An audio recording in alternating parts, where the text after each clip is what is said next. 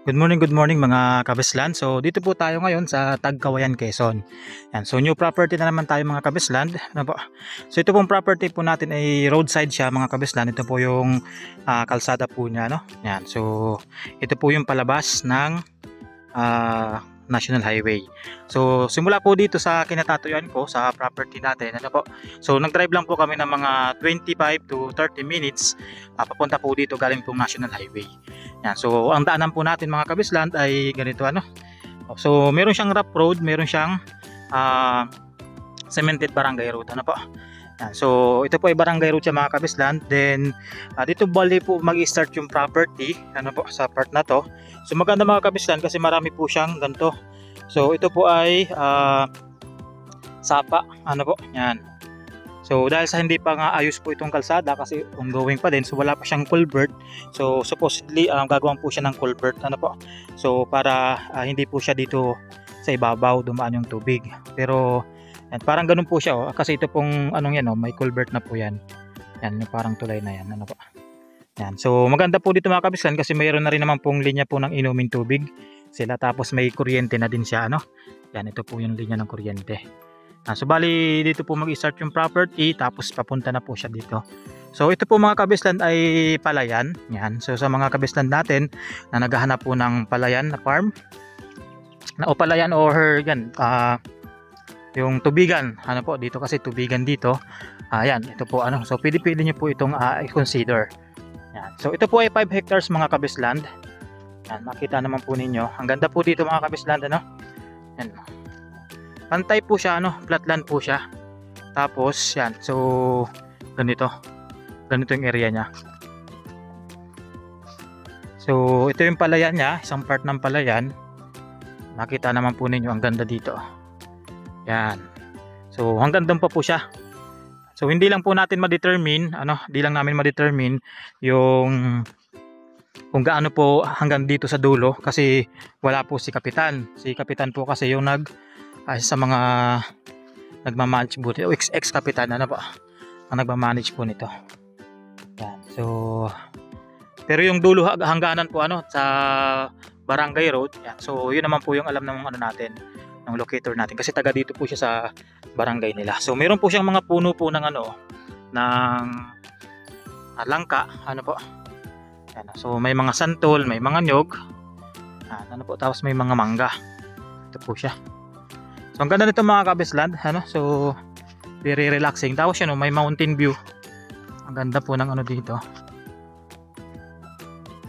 So ang estimate nito mga kabisland, frontage ay mga 150 meters dito sa barangay road na to. So ang kaya pong pumasok, ano, nasasakyan po dito is SUV. Yan. So pag ano naman po, pag mainit ng panahon, yan, pwede naman na po ang kahit na ano, Toyota Vios. Yan. So ito po mga kabisland, bali meron pa rin po ditong creek na makita po ninyo. Buhay na buhay din po yung creek dito. So yan na po yung source ng tubig dito ng mga palayan. Ano po? Yan po siya.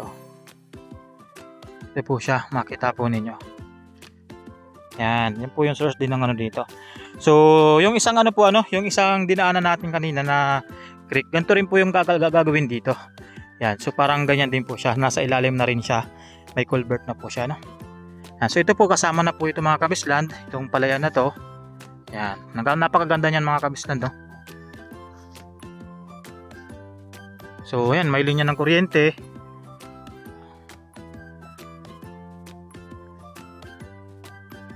Napakaganda po nito. Yan po ano, yung may patubig na po siya. So wala pong problema sa patubig dito mga kabisland. Kasi may mga bukal talaga ng tubig dito. Napakaganda. Yan po siya.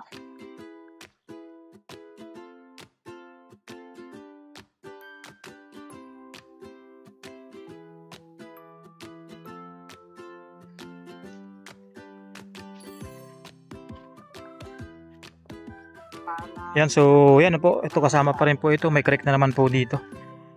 Kaso yung creek po dito medyo mahina. Ano? Yan, so hanggang dyan lang po yung ano dito mga kabisland. Hanggang dyan lang po siya pag ganun, ano po. So hindi siya kasama to. Ano, so bali hanggang dito lang po siya. Pag ganun po yung diet niya.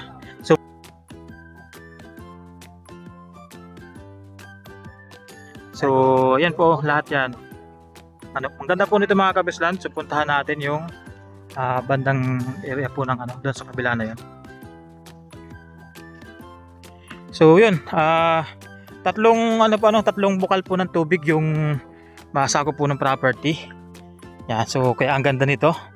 So kahit na grabe ang init ng panahon, pwede pa rin po kayo magpalayan. Ano po, napakaganda. Yan po siya. Pero ito pong nasa gitna na to, yung talagang maganda po yung niya ng tubig eh. Itong area na to. Yan. Ito siya yung parang ilog. Yan po. Ito po siya. Yan. Yan po yung niya, tubig niya, ang ganda. So kung gusto po ninyong gawing linisin to, gawin yung fish pond, pwede po yan. Ano po? Alaga po kayo ng tilapia, yun, crayfish. Napakaganda po dyan. Yan. Yan, so yan, may mga po dito. Ang dami rin po dito mga puno ng mangga mga kabisland, Indian mango. Halos linya-linya na po yan. Ang ganda nito mga kabisland. Ito po siya.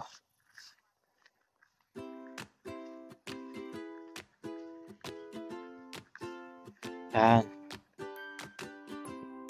So meron po ditong space, pwede nyo gawan po ng rest house po ninyo. Ano po. Yan, kaya dito sa malawak na po ito. Ito naman po ninyo.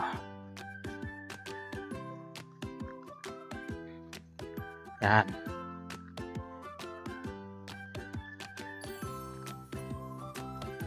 Yan, dito po mga kabislan, pwede po kayo ditong gumawa ng bahay o rest house. Ano po, ang ganda po dito. Halos pantayan din po, tapos malinis. May mga Carabao grass din po yan. Yan. So, yun, yung unahan na po yun, pwede nyo taniman po ng gulay. Ano po, ganda. So, napakalaki po ng frontage sa kalsada. Tapos, yun, may mga tatlo ang source po ng tubig na sakop. Ano po, yan, ito po siya. Pwede nyo i-develop ito na fish pond. Ito may tubig na to. Yan, galing po yan sa bukal mga kabisland. Yan galing yan sa bukal. So, yung part na po yan, kasako pa po yan ng property. Itong kabila na to. Ang ganda nito mga kabisland. Ito, hanggang dito lang naman yung niya. Ito po siya. Yan, para po talaga siyang fish pond na. Ano po. Hanggang dyan siya. So, dire-diretso po siya doon. Yan. So, pwede nga po ninyong harangan na lang yan dito. Kulungin nyo na yan. Ano po. Yan. Tapos, meron po siyang mga ganito. May mga bunga na ganyan. Hindi ko po alam ang tawag dyan. Hindi ko alam kung edible ba yan. Yan. Yan. Ganda po dito. So, ito po mga kabisland ay talagang po siya. Taniman po talaga siya ng palay. Yan.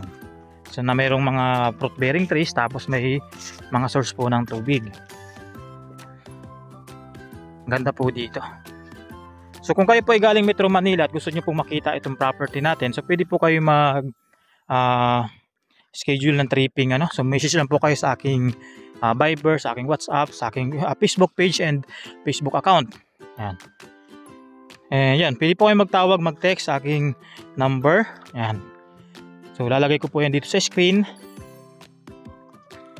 So drive lang po kayo mga kabislan ng mga 7 to 8 hours. Po, papunta po dito sa property kung galing po kayong Metro Manila. Then ang meet up po natin mga kabislan ay sa Jollibee Calawag. O kaya po ay sa Tabugon. Doon sa crossing. Po? Yan, crossing po ng Camarines Norte, tapos Tagkawayan, Quezon. Po? Yan. So pwede po doon. Ganda po nito.